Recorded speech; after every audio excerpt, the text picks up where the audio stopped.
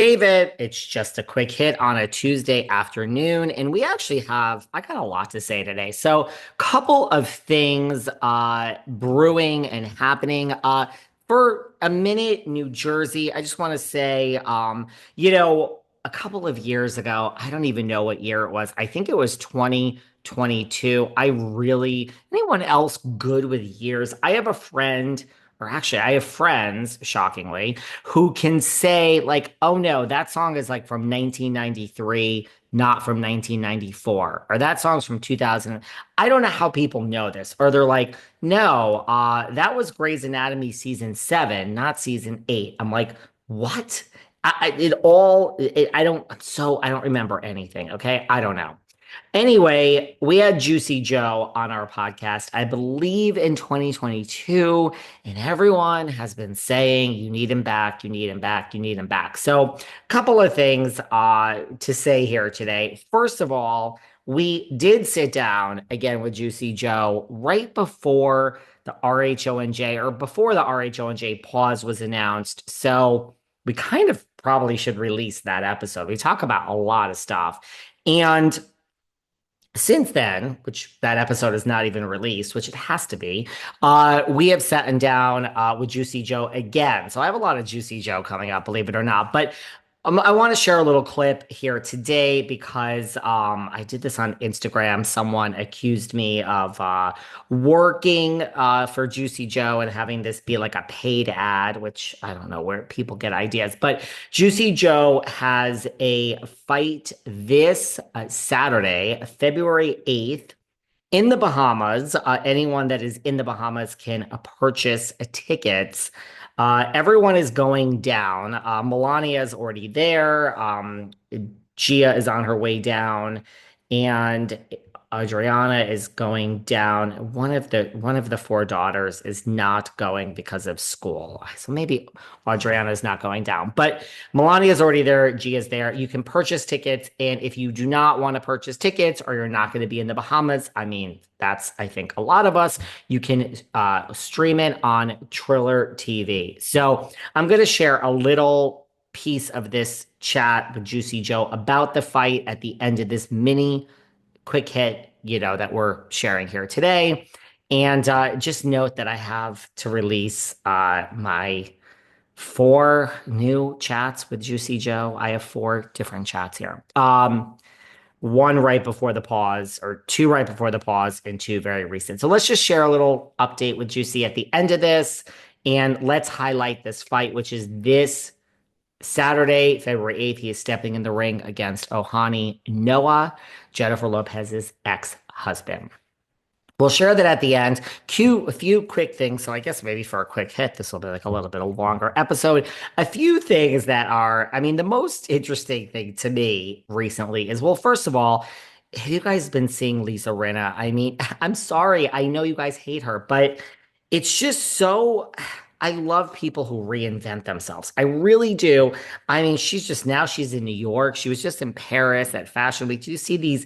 She's has that clown outfit on. Now she just went to the Marc Jacobs fashion show. I mean, this woman is 60 years old and she's reinvented herself again, but she has done an interview recently, and she trashed RHOBH, called it a sinking ship, called it the Titanic, talks about whether she wants to come back, and then talks about who she thinks should come back. So let's just talk about some things from the world of Lisa Rinna recently, which I find somewhat interesting. She says she heard that Lisa Vanderpump might return. Well, listen.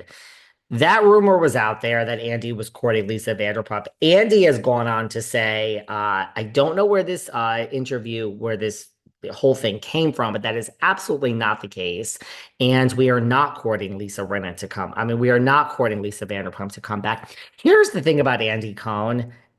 You can't, and I don't blame the guy. You can't believe what he says, right? When he's like, New Jersey's coming back. Well, then we realize there's a pause, and now there's a pause for a year. Look, Andy Cohen is a corporate person. He doesn't work for corporate Bravo. He's an executive producer on Housewives and the face of the network and Watch What Happens Live. But let's just be very clear that Andy will say whatever he has to say. So he's not going to announce that they're courting Lisa Vanderpump until it's official.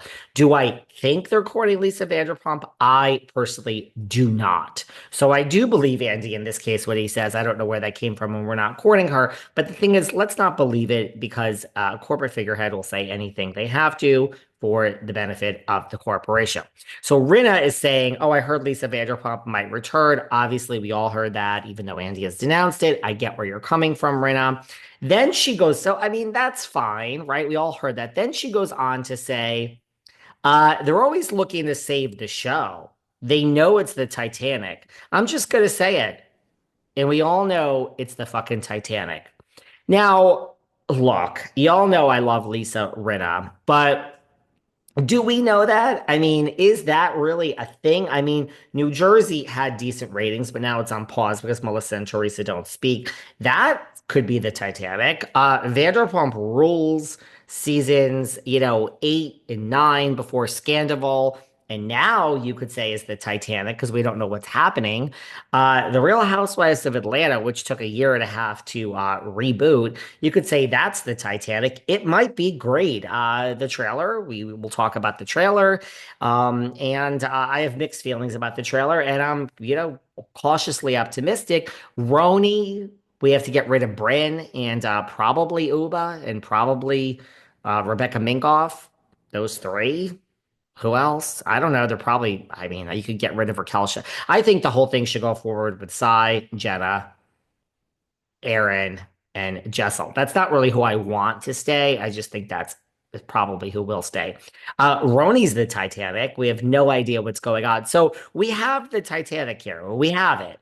But I'm not sure the highest rated housewife show at the current moment and has been for this year and last year. I don't really know where she gets this that Beverly Hills is the Titanic. Are a lot of you really fucking bored this year? You sure as hell are. Is anything really happening now that we have the season of Dorit? Well, it's just more of the same. It's still really highly rated. It's Beverly Hills. It's still like the premier franchise because it's Beverly Hills.